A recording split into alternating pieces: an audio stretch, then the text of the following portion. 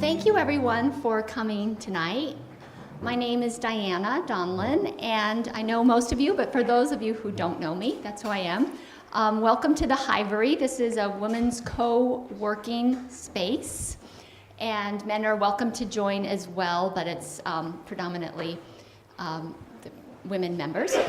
So we are filming the program tonight. I'll just give you a little information about that for Marin TV, and then this makes it sort of a hybrid event because it's not only an event, but it's also content creation, because this will have a life after the event, and then we can share John's important, inspiring messages with more people.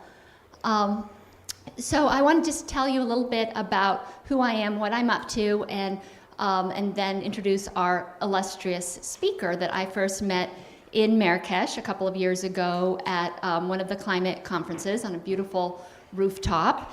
And he just wowed me with his vision of ecosystem restoration camps that at that time did not yet exist. So he articulated this amazing concept, and I was working along with my friend Sylvia at the time at another nonprofit and really focused on content creation. But I have recently embarked on my own venture, and I have a three-pronged approach. The new venture is called Regen Future, and the tagline is illuminating pathways to ecosystem regeneration. So how do we do that? Well, we do that by bringing more people into the movement, because there's so many people that want to work on these issues, but they aren't really sure what their contribution can be. So this will really serve as a hub, a platform, to help people find their path. And then that will be supported by some content creation. There's my friend Rebecca in the back from Fivershed, and my friend Heather in the front. We're already working on some content creation together, some co-branding opportunities. And then events, because those of us that have been exposed to these inspiring messages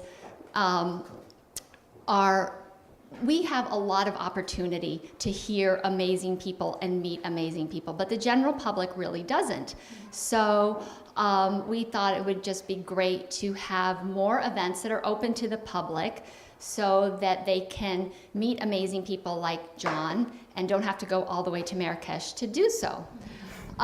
So John is an ecosystem ambassador with the Common Land Foundation in the Netherlands, and he is also, I have to get out the card and read this because I can't remember it, a visiting fellow at the Netherlands Institute of Ecology. But in my mind, John is really an amazing thinker, and he is really connecting the dots about so many issues that we're facing, and really has a very deep understanding of how natural systems work and should work, and how we as civilized human beings can be in service to the natural world instead of just assuming that it's all going to be downhill and that is inevitable. So his ecosystem camp initiative is a global network. It's just, they have their first camp up and running in Murcia, Spain, and I'm going to turn it over to John so that he can tell you about his vision and the principles that underlie this work.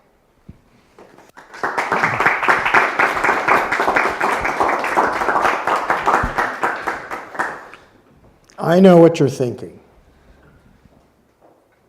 Another Chinese stand-up comic. Thought I'd try that out. Well, it's wonderful to be here. I'm so grateful that you're all here and grateful that I can be here. I rarely get to the United States these days. I don't know why that is exactly, but for some reason, I am spending much more time in Europe, and I live in China. But I want to show you some video. So I think some of you know a little bit about what I do. but others might not. So are we ready to show this? Can we?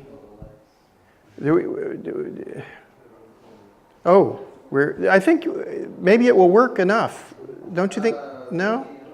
Why don't we try it with, because if this shows up, I think it's a lot darker than it was earlier. So anyway, I want to tell you that in 1979, I went to China. I was born in Nashville, Tennessee. I didn't actually learn English by listening to the Voice of America. I went to China in 1979 to help open the CBS News Bureau. And I worked in China for a number of years. Have you started or is it paused? It's paused. Okay. Anyway, I covered stories for the news. I worked for CBS News for about a decade, and then I worked for Radio Televisione Italiana and then Zweites Deutsches Fernsehen. So the stories that I covered were the rise of China from poverty and isolation, the Tiananmen tragedy, the collapse of the Soviet Union, terrorism in Pakistan and Middle East. And I also got to know a lot about the media in doing that. We got to interview Deng Xiaoping for 60 Minutes. I worked with Mike Wallace, and it was really an interesting time. But I also came away with a feeling that there was something fundamentally wrong with the media, and that I learned something else. And it was this film that I made at the time of the Copenhagen COP15. So I'm just going to show you a 7-minute excerpt from Hope in a Changing Climate. So let's look at that. And hopefully the sound will come on. This is China's Lus Plateau. Until recently, this was one of the poorest regions in the country. A land renowned for floods, mudslides, and famine. But with the fanfare comes the hope of change for the better. My name is John D. Liu. I've been documenting the changes on the plateau for 15 years. I first came here in 1995 to film an ambitious project where local people were constructing a new landscape on a vast scale, transforming a barren land into a green and fertile one. The project certainly changed my life, convincing me to become a soil scientist. The lessons I've learned in the last few years have made me realize that many of the human tragedies that we regularly witness around the world, the floods, mudslides, droughts, and famines, are not inevitable. Here on the Lus Plateau, I've witnessed that people can lift themselves out of poverty. They can radically improve their environment, and by doing so, reduce the threat of climate change.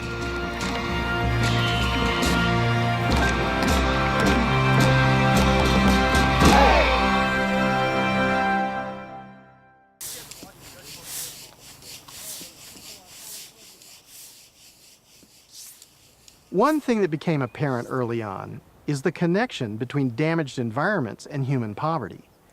In many parts of the world, there's been a vicious cycle. Continuous use of the land has led to subsistence agriculture, and generation by generation, this has further degraded the soils. The vital question we have to ask is, can this destructive process be reversed? When I first filmed Mr. Ta Fuyuan and his colleagues back in 1995, I had no idea this initiative could achieve such dramatic results.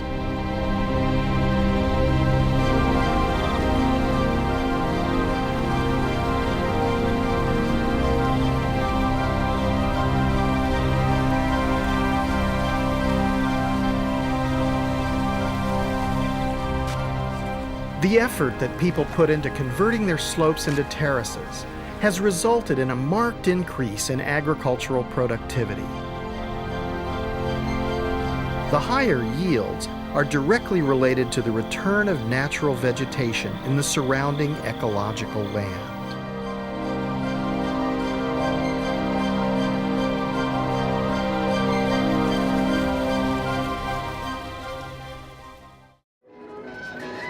As a result of its success, the lessons learned from the Loess Plateau rehabilitation are now being applied all over China. But could such projects work elsewhere in less centrally controlled societies, with fewer resources and different soils?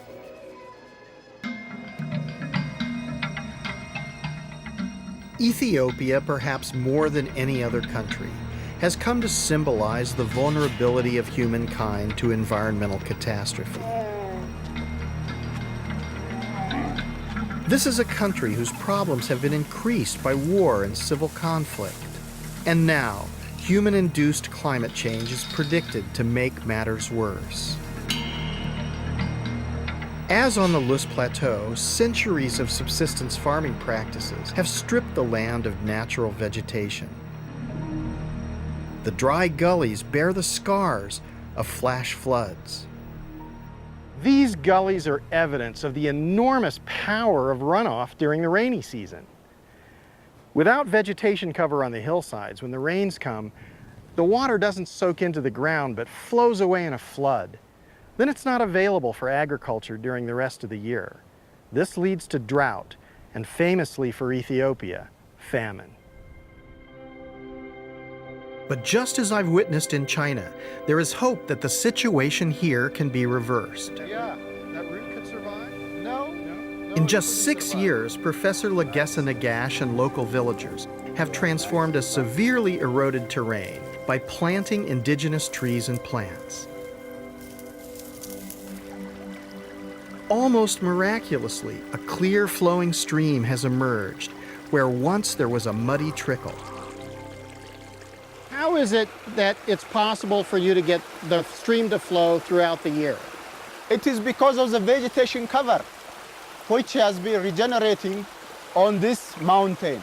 This water is maintained in the landscape because as soon as rain falls on the canopy on this vegetation, that rain then infiltrated gradually into the ground, ending up with this steady flow of this river. If we were to restore the vast areas of the planet where we humans have degraded the soils, just think what an impact we would have in taking carbon out of the atmosphere.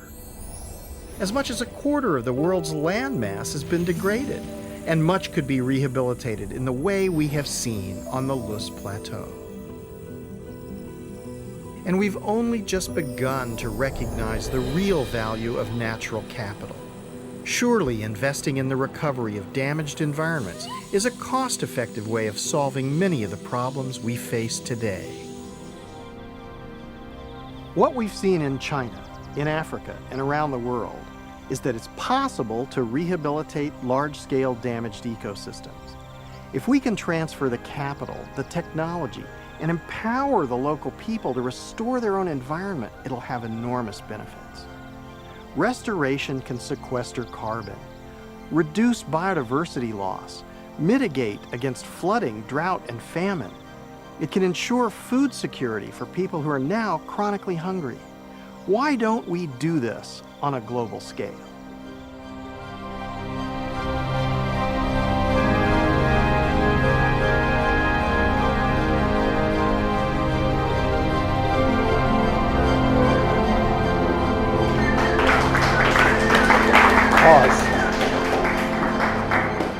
So we can pause that for a moment.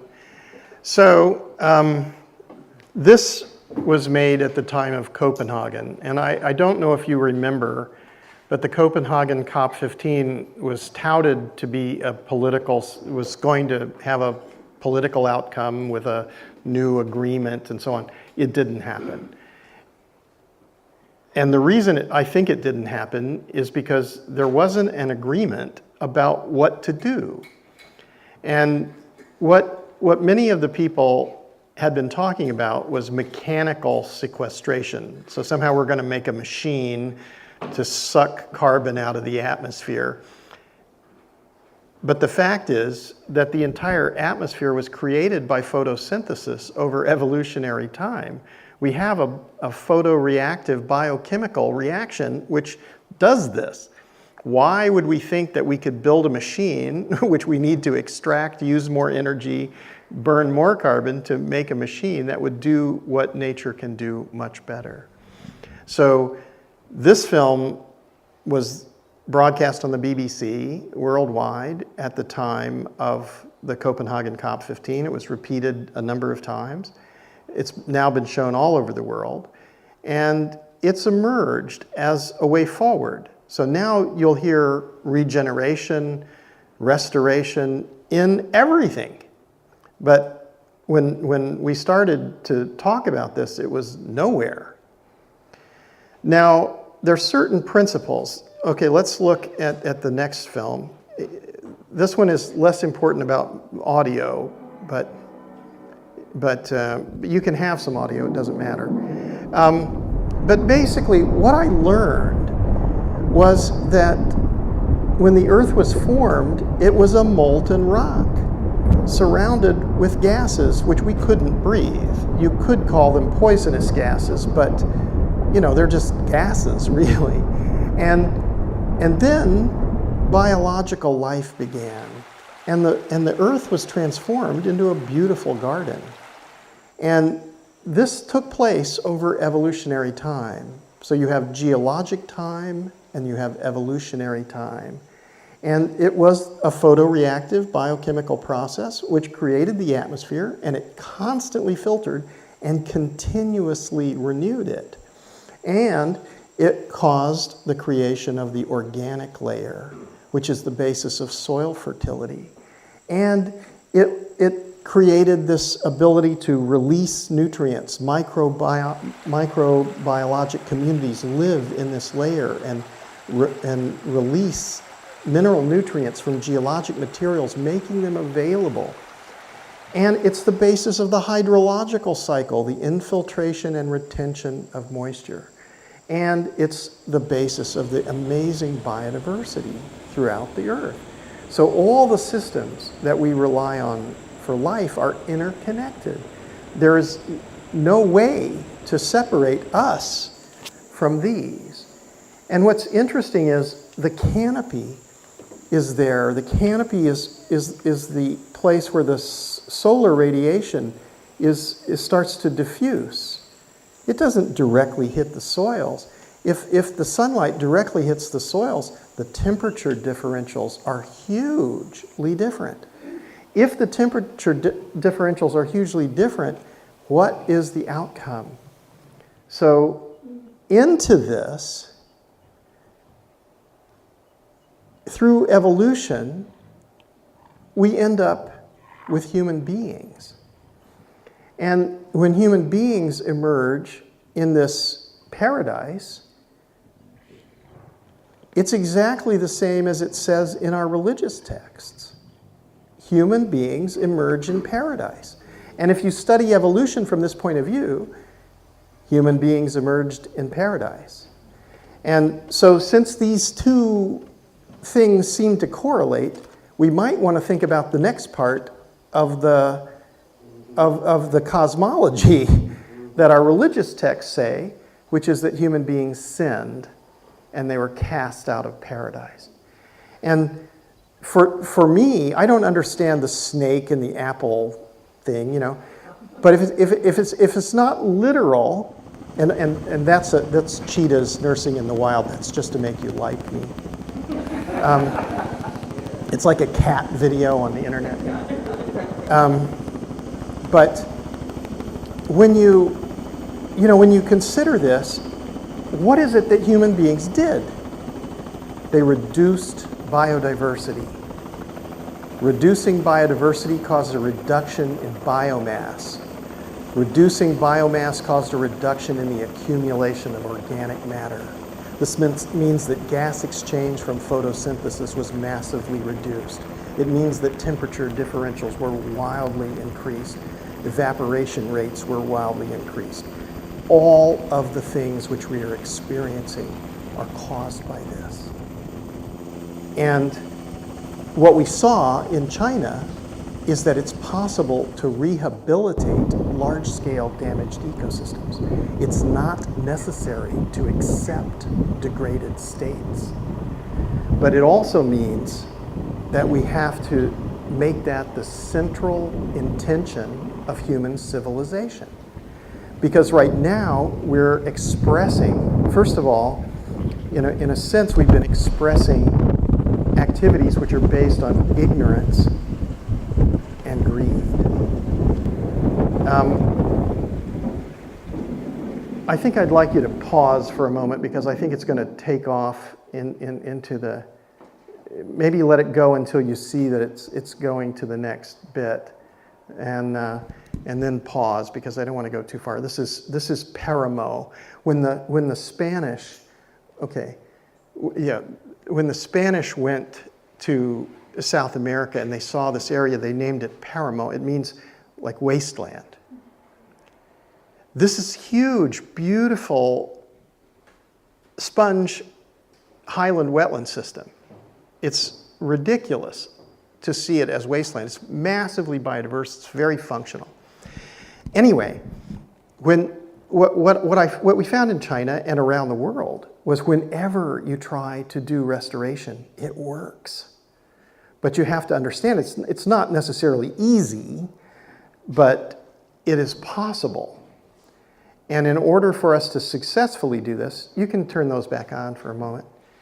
In order to do this successfully, we need to make it the central intention. And what we're doing now is we're expressing that the central purpose and the central reason for social cohesion and organization is to go shopping, to extract and to buy and sell things. And we've created a materialistic society.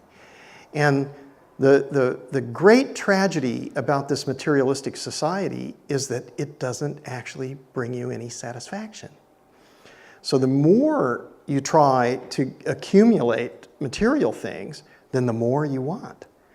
And when you get more, it still doesn't satisfy you, so you want even more.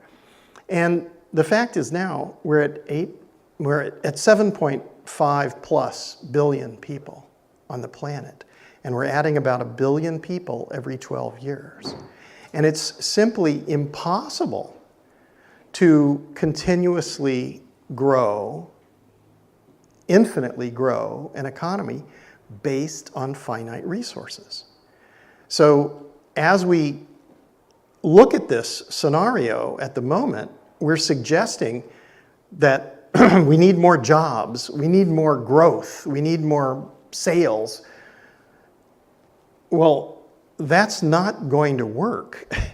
We need to sit down and meditate about this because we need to learn how to share. There is enough for everyone, but not if individually we're trying to grasp as much as we can. And we also need to realize that there's a fundamental mistake in our economic thinking. It's not only that it's impossible to infinitely grow an economy based on finite resources, there's more mistakes here. Because what we have done is we've said, and I think this is very close to the original sin concept. We've said that what we extract, manufacture, and buy and sell is more valuable than the Earth systems themselves. And this is fundamentally untrue. So you can believe that if you want to, but you're not right. And it's very close to the idea of the goose that lays the golden egg. So if you think the golden egg is the valuable thing and you kill the goose, then that's what you have. But if you don't kill the goose and it just keeps laying golden eggs, you have a lot more. And the Earth's natural systems are like that. And so 25 years ago, I went out to the Lys Plateau and I was supposed to do this baseline study and I just became obsessed. And I kept studying it, and they keep, I don't know, I dropped out of college to be a television cameraman, but now they keep giving me fellowships to different places. And I've spoken at the Royal Academy twice in Britain, and the Royal Society in Britain, and the Royal Academy in Stockholm, and all over the world. But what I have found is that we actually have to shift our understanding and realize that the natural ecological systems are vastly more valuable than anything that human beings have ever made, and everything that human beings will ever make. And that we're just passing through, that we're here for a very short time. And many generations of life have come before us, and God willing, many more generations of life will come after us. And that we have an obligation to learn and to understand. Because what we're basically doing here, so we may be from different parts of the world, different cultures, but we're communicating with each other. And we're creating a collective consciousness. And we have a worldview. And if our worldview is that the purpose of life is to go shopping, then we're existing in a degraded state. And what we need to realize is that our families, our time, the beauty of the earth and joyousness, that's the true value. And everyone has a right to that. Every living thing has a right to that. And we have now kind of perverted this, and we need to very carefully consider, because we see the consequences. Actually, if you read the religious text a little further, then you see that the consequences are also spelled out. It says, you will reap the whirlwind. When you study temperature differentials on exposed soils, I found 45 degrees centigrade temperature differentials that are caused by human beings. So if you have a vegetated, that's an anomaly. That's the highest I've found. So that's if you have in the desert. If you go to my academia site, you can look at all the papers, but one in a study that was done in the Taklamakan. The Taklamakan is a desert in northwest China. The name means you go in, but you don't come out. So it's not a nice place. And the Chinese built a shelter belt of vegetation through the middle of the Taklamakan because they can. And I don't think that's a good idea to go to the most outrageous places and build, vegetate them, because we have a lot more work to do than that. But the fact that they can means that if we want to restore the Mediterranean or sub-Saharan Africa or the Central Asia or the Middle East, we can do it. So actually, we've been looking at very interesting things in terms of the Middle East, Egypt and other places. And there are tremendous designs and potential for restoration, which will change the entire outcome for human civilization. We have data sets from Rwanda and Ethiopia from 12 years of restoration, and the outcomes are very good. And I wanted to tell you about the ecosystem restoration camps concept, because as I was doing this, it's now 25 years. And what we saw was that the World Bank, the United Nations, the Global Environment Facility, the nation states, the corporations, they're going to fail. And the fact is, they're slow. organizations, and they're designed for something else. They're designed to protect the status quo. And what we're looking at is a need and the possibility of transformational change. So it's actually possible to rehabilitate all the degraded landscapes on the earth. I would say if you're interested in the actual areas, contact me. Let's talk about it. Coastal regions, there's inevitable sea level rise. And so we need to work in certain areas. The concept, it's a physics concept of thermal expansion. As the seas increase in temperature, the volume increases. We're committed to this. There's no other possibility. So what I've been looking at now is the concept of subsidence and accumulation. And in cultural outcomes, we cover the land with tarmac and cement. We compact everything. We need to stop that. We need to go very lightly on the earth. And I think indigenous people, the way that they lived, the way that they thought about the sacredness of all life, we need to study this. And how can we do that?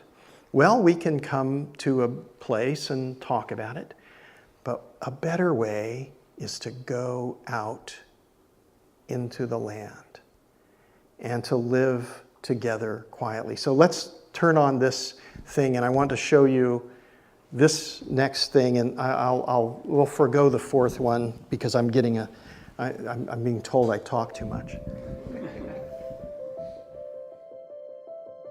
The movement that we're building here together is about bringing back hope. It's about bringing back purpose in life. The biggest problem that exists on our planet Earth now is climate change. So as a result, we're facing so many problems, but the solution to them is the same. We start restoring the ecology, the ecosystems. If we apply regenerative techniques to bring it back to life, this is enough to reverse climate change. The purpose of ecosystem restoration camps is to restore land that has been degraded by humans. What we need to do is go to the historically degraded landscapes, which were once the Garden of Eden. Volunteers can come from around the world, or they can be local community members, volunteering 5 hours a day, helping to restore the planet. We are ecosystem restoration camps. You're not waiting for somebody else to do the work. You join a group that is actually restoring this planet. I quit my studies to come here to do a little bit of service, to give myself to the planet. This is the thing that I wanted to do. This is the tribe that I want to join. Can be a solution bigger than the things that I can do alone.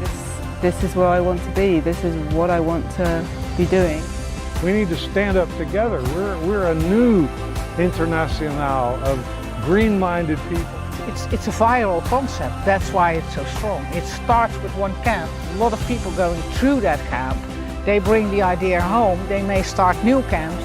To go from a very degraded ecosystem back to a fully functional ecosystem, everybody opened their eyes and are like, oh, it's that simple. Desert used to be productive lands and could be made productive again. It is possible to change a landscape from a desert and to completely regreen it so that there's food, water, and wildlife in abundance. I think the camp also can teach us that we can live with very simple, eat the food we grow, sleep under the stars, and still have our comfort. Camps is a simple way. People get closer to the earth and to the ecosystems themselves, and it's easy to implement and it doesn't leave traces. A great place to experiment for scientists, a great place to learn how to grow food, how to become more self-sufficient. Soil is the basis of life. If you have a soil that has no life, nothing good can grow from there.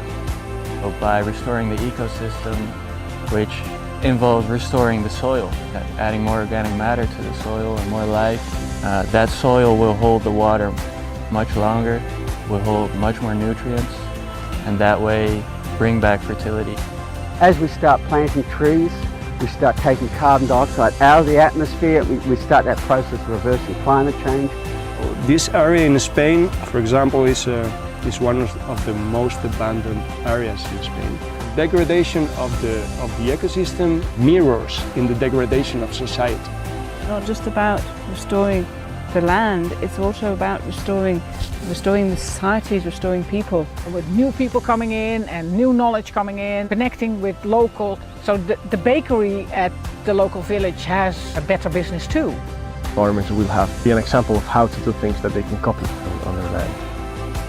Be an inspiration for the region, for other farmers who are here struggling, but also for young people maybe to come back to the land and like see that farming is actually can be cool. Let's kind of bring back the spirit of childhood, of game, but of projects, of doing things together. I think that the camp will bring back that possibility of playing like a kid, but with a purpose. So the more that ordinary people like you and me are able to stand up and support it, the more momentum that it's going to get. Many initiatives all around the world are popping up. Everybody wants to make a camp now. That's fantastic, and that's what we wanted. We wanted to inspire the people to take initiative. You can come to camp. I think that would be a really great option for someone who is available and wants to do something meaningful. They're going to be offering permaculture design courses here. But if you can't come, you can become a member of ecosystem restoration camps by donating €10 per month. That's just a really simple way to basically make these camps a reality. We want to restore the earth. We want to live in the beautiful paradise that the earth is. Come to ecosystem restoration camps and make part of the solution. Join other like-minded people who say, yeah, we can do it. We can reverse this biggest problem ever existed. Going back to the ground, getting dirty, getting back to the soil with love, with joy, with compañerismo and camaradería is definitely going to make this happen.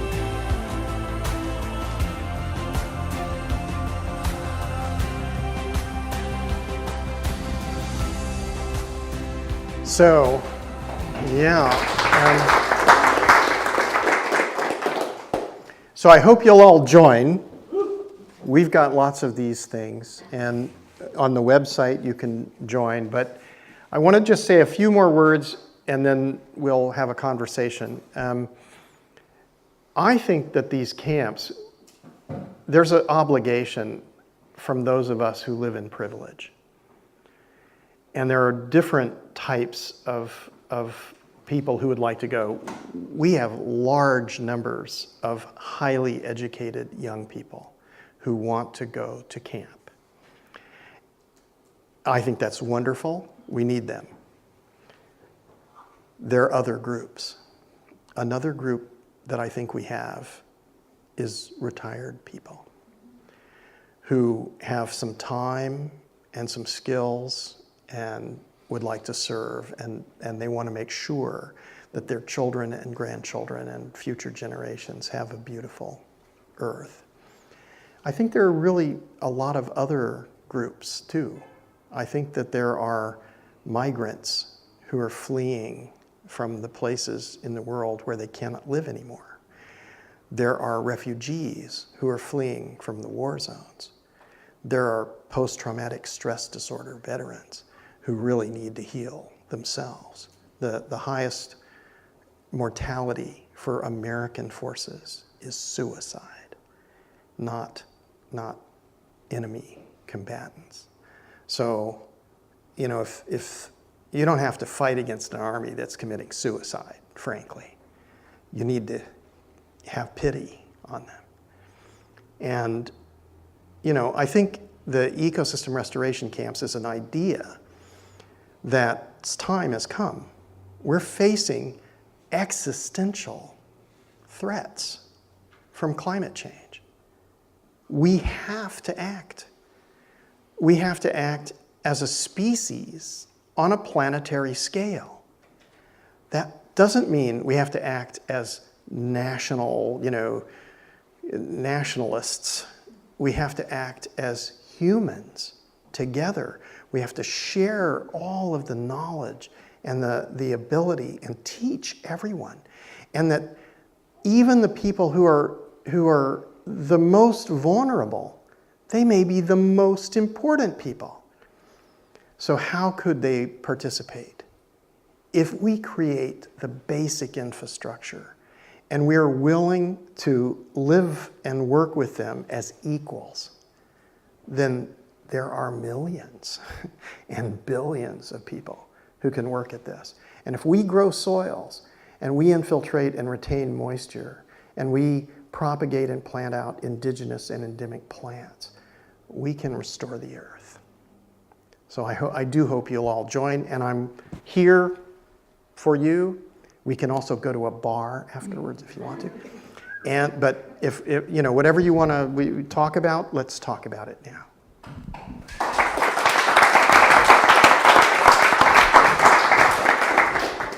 open it up for questions, because I think there's a lot of potential questions, and I know not everybody comes to this with the same amount of knowledge, and we have a lot of practitioners in the room, and we'd love, Seth, you had your hand up first. Sure, I'll ask a question. Sure. Thank you so much for coming out. Good to be here. Yeah. So I'm really curious, because you showed us these two totally different things, and the first one is this massive scale restoration of land by a huge state, and the second one is this very small, let's get together with a group of people and start from grassroots, which are hugely different. I'm curious if you could talk about that a little bit. Okay, I think I have a mic, so you can save that for the questions. But essentially, I think that after I've been doing this, first of all, I am engaged with the United Nations Global Environment Facility, World Bank, all of these people. We're involved in common land with massive privately invested landscape restoration for landowners and farmers and investors. But in doing those things, I think those are necessary things. The governments and the corporations and the landowners, they all have to shift to restoration. But as I look at the world, and I've been to 90 countries as a journalist and as an ecological researcher, and I know that there are billions of people, and there are millions and hundreds of millions of people who are marginalized now. They don't have anything really important to do. They're maybe fleeing, or they're going to drown in the Mediterranean trying to escape, and nobody wants them in Europe anyway. I mean, it's crazy. So for them and for all of us, we need to help them to restore the landscapes. And why are they poor? Why are they disenfranchised? We know why. Because European expansion colonized and enslaved them, and it changed. This is not an opinion. This is just historical truth, and there's some kind of karma about this. And there's a Hopi legend about a multiracial group of people who restore the earth. Let's use that. Let's just say, okay, fine. you knew what you were talking about. Let's do that. We should do it. So when you start to do this, you find actually there is no satisfaction in chasing material possessions.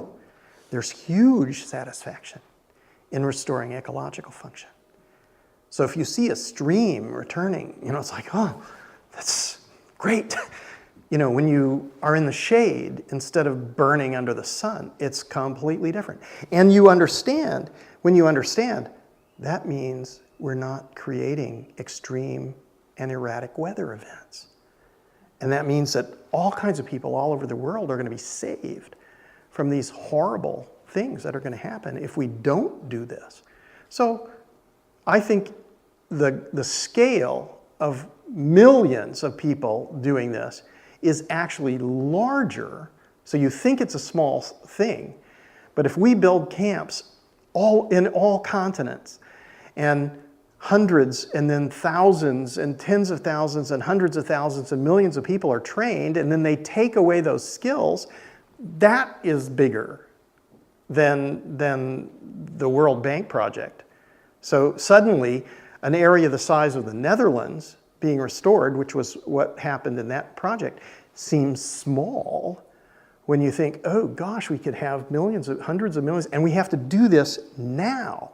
We can't do this in 10 or 20 years from now. We're going to be in a completely different place then. Now we have a short window of opportunity where we can do this. And actually, the climate impacts are not in the future. They're already coming. Cities are being wiped out by hurricanes. How many cities have to be wiped out before you say, well, maybe that's something, you know? I just wanted to point out that the land that in Spain, where the first camp is up and running, was offered to John. And he's had offers all over the world because people gave up on this land. They thought, oh, this land is worthless. And the ecosystem restoration camps don't actually own the land. They're just stewards of the land. So I just wanted to clarify that. I just wanted to clarify. Oh, okay. Sorry. I wanted to clarify that point that it's not like he went and bought land in Spain. It's people are saying, this land is worthless. Take it. We don't want it. We've left it. It's barren. You saw that, they're just... Those were almond trees without any vegetation. But let me just say, we're not talking about ownership. We're talking about restoring the earth, because the value creation of ecological function is more valuable.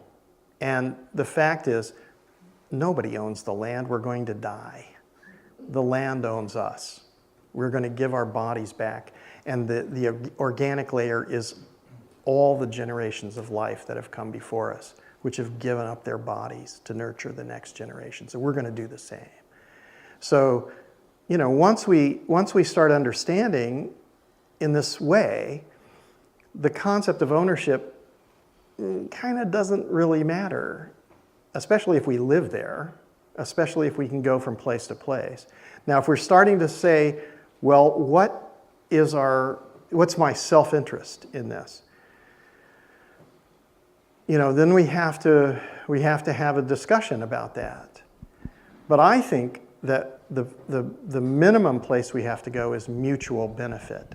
So we're doing something for all humanity and for all life. And the next stage is selflessness. Now that's really hard. I don't know how you get there. But mutual benefit seems like better than selfishness. There's lots of people. I think we should go boy, girl, boy, girl. I have a comment for later. Oh no, we have a gender thing?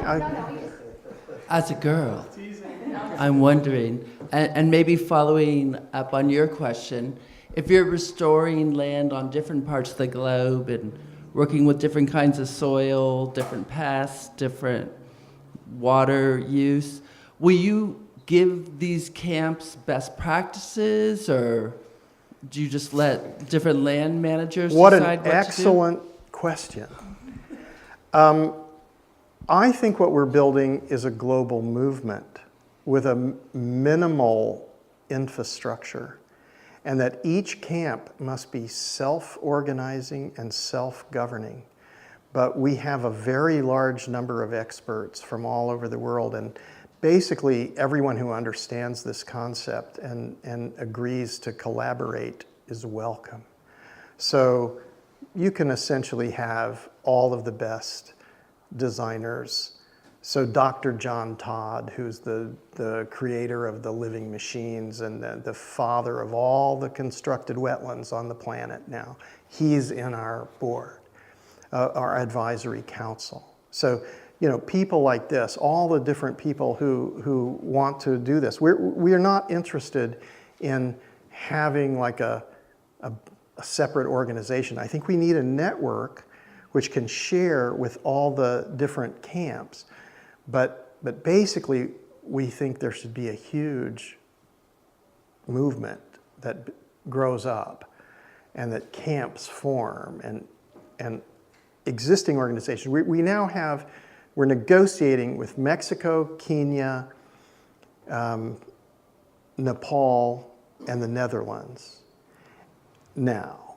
So those are existing organizations that want to have camps and want to be affiliated in a network. So I think that everyone needs to co-create and to collaborate, do collaborative learning, so that we're all studying taxonomy. And so you have a methodology to study taxonomy. You learn the methodology, and then you can study taxonomy wherever you are. And then you can even have, like I've been imagining that we, especially I'm interested in retired people with craft skills. So I imagine engineers who worked in Formula One racing or on repairing aircraft engines, that sort of tolerance levels, and they run beautiful shops. And remember Karate Kid, you know, Mr. Miyagi is, you know, and the kid has to rub on and rub off, you know, and you know, those kids, they want to get in. And if you're talking Africa and some of these other places, they never ever went through the Industrial Revolution. But if you have these like master craftspeople, engineers, and they say, the kids are looking in and they want in and they, yeah, I want the tools, I want to do this, you know, rub on, rub off, you know, and they get in and they say, yeah, come on in, but you clean the floor until you understand that this tool goes here and this tool, and you learn everything and they'll become the masters. So that's the way forward, I think, for them. I want to hear from Ariel. Okay. I actually do have a question, but I'll go right after Nick. Yeah, Okay. Nick. Boy, girl. Okay. John, I appreciate your prolific online posting of resources. And in one of those postings, you referenced a body of research talking about how local rainfall patterns changed with deforestation and degradation, and how if you restore strategically in a geographic relationship to the sea, I think this paper was about the Mediterranean, that then you can start to restore those historic rain patterns. And wondering if you know what I'm talking about, if you can share a little bit about, and the implications for partnering with government, perhaps? This is very large. So this is happening. This is something that you're happening. There are certain facts which you come in, you know, you find. So Professor Milan in the Mediterranean, he's like, he created the Spanish, Canadian, Dutch, and German meteorological systems. And he's been the European climate monitor in the Mediterranean for about 30 years. He's now old.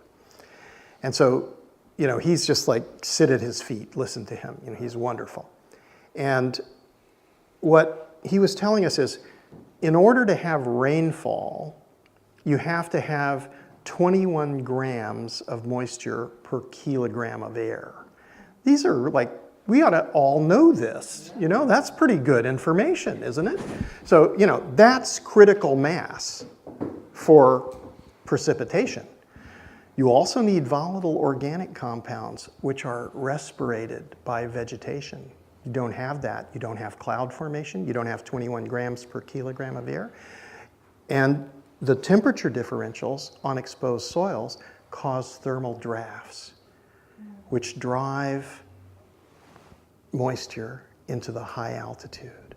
It doesn't reach critical mass. It doesn't condense. It doesn't precipitate. What happens to it? It goes into the high altitude, and it's a greenhouse gas. And high altitude moisture is 60% of the greenhouse gases compared to 26% for CO2.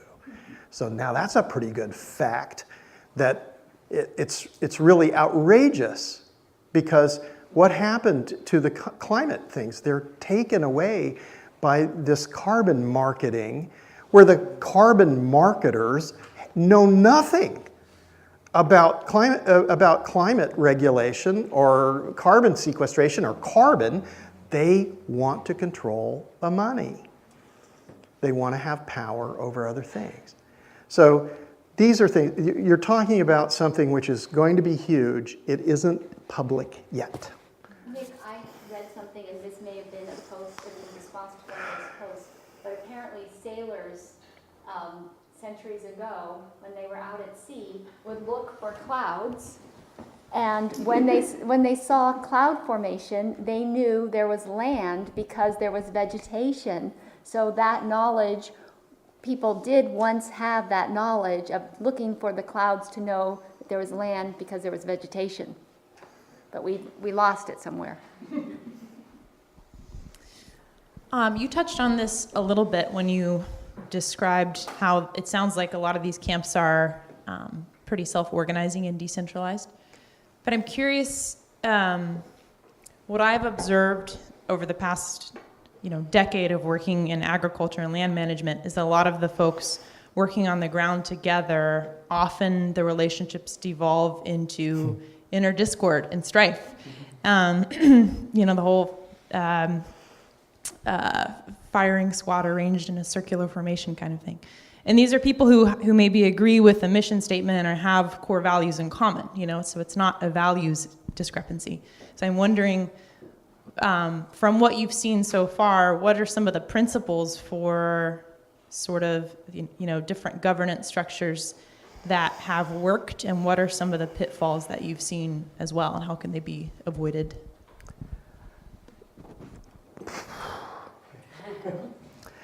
I think that ecosystem restoration camps are dating. I would say that you don't want to get married today. You want to go on a date.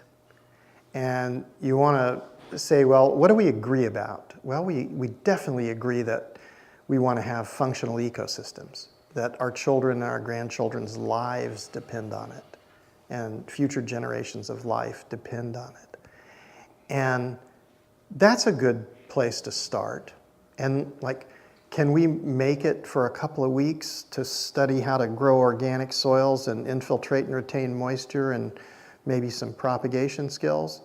Maybe we could up that to 2 months or 6 months. We'd probably get along for a while. Okay. Can't get along any longer?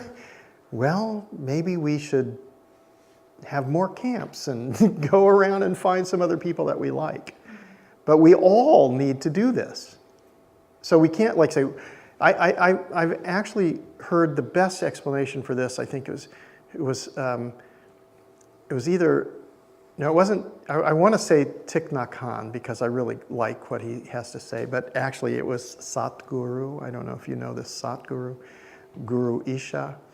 Well, if you listen to Guru Isha, he has a thing on this, and he says, well, if you think that you don't want to get along with these people and that they're just too horrible and, I can't get, well, you better take a deep breath because that's what we got here, And I think that's where we are now. We have humanity. And we can't really say, well, I don't really like them, they should die, and let them die over there, We have to say, wow, wherever you happen to be at this time, those who are alive today are, first of all, those who are alive today are a representation of all life since the beginning of time. So they have equal rights. And they might not be the brightest light on the block, but that's who we have. And so we need to realize that they need to find satisfaction in their lives. We all need to find satisfaction in our lives. And if we kind of get to this place where we have a little bit of tolerance and a little bit of, so I don't know the answer to that. I would say Satguru or Thich Nhat Hanh would be much better to ask that question to than me. What do I know? I mean, I can tell you that 21 grams of moisture in a kilogram of air will, is critical mass in precipitation. And I can tell you that it's possible to restore large-scale damaged ecosystems, because that's what I've witnessed. And I have witnessed that there are millions and tens of millions and hundreds of millions and billions of people on the earth, and the majority of them are good. So, if we try, we can do it. There's a knowledgeable person right there. So, John, thank you for everything tonight. Thank you for all your work. I'd like to nominate a few places in California. One is the Kesterson Ponds, which are down in the Central Valley, which used to and still does have the Pacific Flyway, some of the most diverse bird life anywhere on the West Coast. They're contaminated with selenium from the over-irrigation in the Central Valley. But to create a model, a mental and physical model and biochemical model for the Central Valley to bring it back to life, because it was one of the richest places on the West Coast. They had grizzly bears, they had bird life, they had water everywhere, they had vernal ponds. That's one place. Another place is the salt ponds, the former Morton salt ponds south of Redwood City in the Bay Area. You flew over it coming in Beijing. When you come up from the south of San Francisco Bay, you also see these red ponds and yellow ponds and all these crazy colors. And they're trying to restore that slowly, but that could be another large-scale project, again, with great bird life, the Pacific Flyway, reptiles, amphibians, aquatic life, and the mammals along the coastline. I'm just putting it out there. And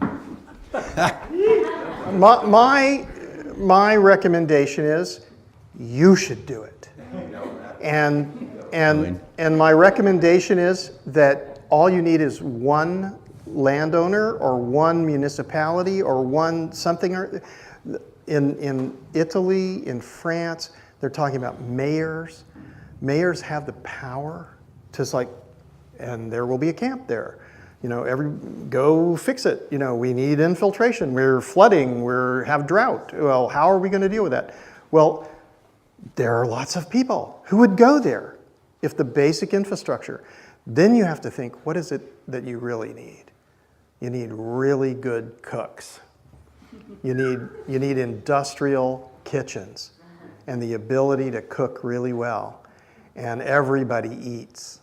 It's not a transaction. This community, everybody eats. And then imagine you need composting toilets. You need to care and figure this out so that it's convenient and it's sanitary and it doesn't smell and it's not grotesque. And you need to figure out how to bathe and how to do the laundry. And then you need really good people who know how to create compost, 17-day compost, massive, rapid composting, huge. You need fungal composts. These fungal composts retain and stimulate the microbial communities much faster, huge carbon sequestration in those things. You don't have to do them again. It's like biochar. You don't have to all the time add more biochar. Just add biochar. It's not going to leave there for hundreds of years, thousands of years. We don't know. So once you start to understand these things, you think, well, we have to do this everywhere. We have to be conscious. We have to be present. This is more important than, well, I mean, we all like Trader Joe's, but come on. The important thing is that we restore ecological function. So we need nursery systems. Have you been to nurseries lately? You go to a nursery, what do they have? They have decorative plants. They have these like, they have non-native, they have rapid growing, they have all this stuff. They have things that people buy. We need giant nursery systems. The plants that nobody buys, because that's what we need for ecological function. Who's going to do that? Ecosystem restoration camps can do that. Nobody's talking about making money from this. We're talking about restoring the earth. Can you do that? Yeah, well, we can go out and get some seeds and, we can do tissue culturing, we can do all cloning, we can do anything that we decide we're going to do. If you do cloning or tissue culturing, you have to be very careful with your distribution. So you have to do distribution mapping. It's not difficult. You can do this. So, I wouldn't go to genetic modification or anything weird like that, but you can definitely do tissue culturing if you need 1 billion trees. Do it. And anyway, they'll be gone pretty soon, and there'll be other generations of life coming up. And I also noticed that you can start with monocultures. That most of the big restoration things, they don't try to do the climax. They don't plant the climax. They plant the pioneer species. And then 10, 15 years later, you go and it's completely different. Because once the pioneer reaches a certain stage and the other more climax species start growing up, they all die out. And also, there's no weeds. There's no such thing as a weed. It's ludicrous to think about a weed. A weed is just a plant. We don't know what it's for. That's probably the one that sends its taproot way down into the ground and brings the water up to spread it out for all the other life. And when the water fills up and the other life is there, you never see that plant again. So, every place you see nettles or you see all these things all over the place, why are they there? They're there because that's the thing that thrives. And when the other thing comes in to take its place, that thing isn't there anymore. So we ought to know those things. I think we have time for 2 questions, and then we're going to wrap it up, and we can go on to the bar for those of you that want to follow. What was the name of the bar? Mill Valley Tap Room, I think. Beerworks? Okay. Yeah, Beerworks. Beerworks, around the corner on the left. That corner, left. About 70 yards left side. Will they let us take our own food?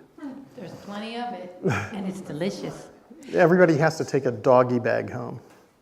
Hi there. I don't really need this. No, you have to record it. Oh, I'm sorry. So, not to throw the cat among the pigeons, but with these camps and everything, who's paying for it? Where are you getting the money to start these? For us to start one up, how do you finance it? Is that not a polite that's question? a very good question. That's a good question. So I hope you will do this, and if you are a donor and you want to give more, there is a way to do that too. But actually, what I think is the ideal outcome is that we have a mass organization. So imagine, we have now several hundred supporting members, and we have some donors who have given larger amounts of money.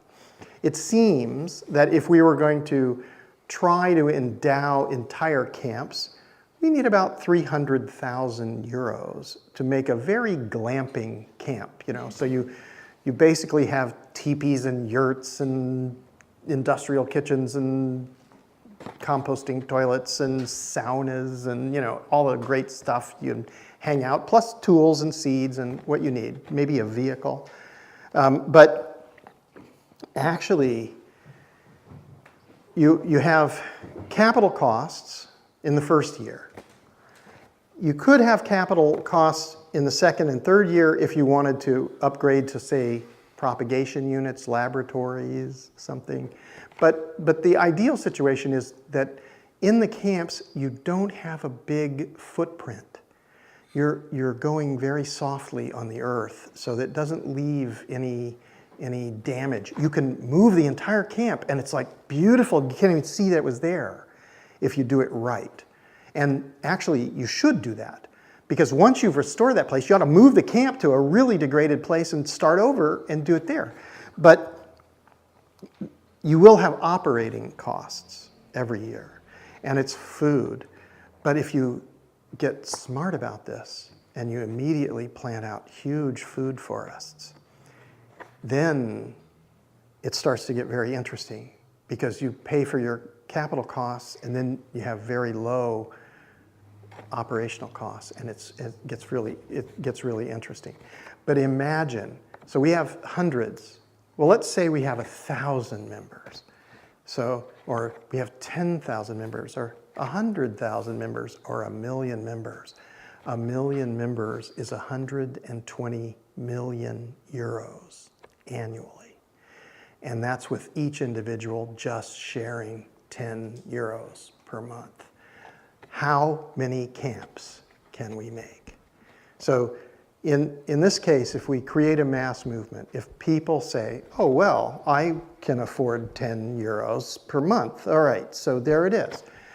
Then as that grows, if it grows, then humanity is making a decision. It's making a choice. If that becomes 50 million or 100 million, you know, what starts to happen, first of all, people get to set the agenda. And secondly, the politicians will follow. Because as soon as the people make this statement, they're going to go, we have to do that. You know, and it was our idea the whole time. You know, so okay, you know, it's better if they decide to do this. The countries, the international agencies, the corporations, they all have to do this anyway. But we don't have to wait for them. We don't need permission to restore the earth. We have a duty to do it. Well, I think unless there's a burning question, I think that's like There's a short burning question. Okay, short burning. How many inches or centimeters of rain up there is staying per year? Oh, it's terrifying. Yeah, it's really bad. But actually, remarkably, they started to use the Sepp Holzer style hydrology. They're doing key line. They're doing all this stuff. They did total revegetation of the place. They just had sheep go through. You'll be happy to note the sheep went through, and you know, they liberally helped the microbial communities as they did that. It only took them a few days to go through there. They were very happy because they had a meal, whereas most of the places they're walking on gravel. So if we do this, you know, it's really more about like 1 year, 2 years, 3 years, 5 years, constantly propagating, constantly planting out, protecting, infiltrating, and retaining all moisture. Snow, when it snows, when it rains, it all must stay. They have giant gullies and erosion. So when it rains, it's going away. So you have to capture it. When you capture it, it starts to infiltrate. Then it becomes a biophysical thing because more vegetation comes. Then the next time, it's more and more and more. So the evolutionary outcome is accumulation. And the cultural outcome is, you know, that. So we need to switch the cultural outcome to align with accumulation. We get back out there somewhere. I won't see it, but future generations will see it. You're back at a climax equilibrium. That's where we need to, that's got to be our goal. So we're doing this. It's fun. It's actually fun and satisfying to do this, but that's the goal. That'll be really fun. So when I was in Lima, I tried to shake hands with an Ecuadorian Indian, and he wouldn't shake hands with me. And I thought, oh, what have I done? And he said, no. I just want to show you how we greet each other. And then he said, he put his hand here. You have to put your hand there, and you have to repeat after me. He said, my earth is your earth. And then he said, my heart is your heart.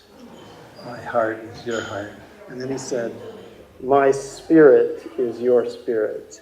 My spirit is your spirit. And then he said, we are working together. We are working together. That's a better way to greet.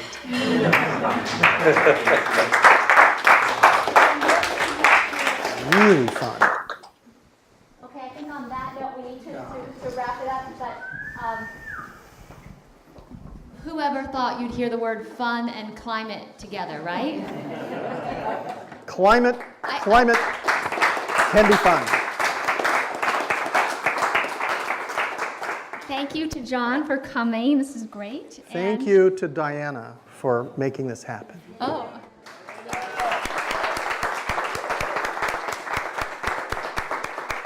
And I'd like to thank Debbie Friedman there for coming from Conscious Kitchen to help tonight. And I'd like to thank Stas and Marin TV, Omid, for being here, and Alessandra from the Hivery, and thanks to the Good Earth that donated the food very generously.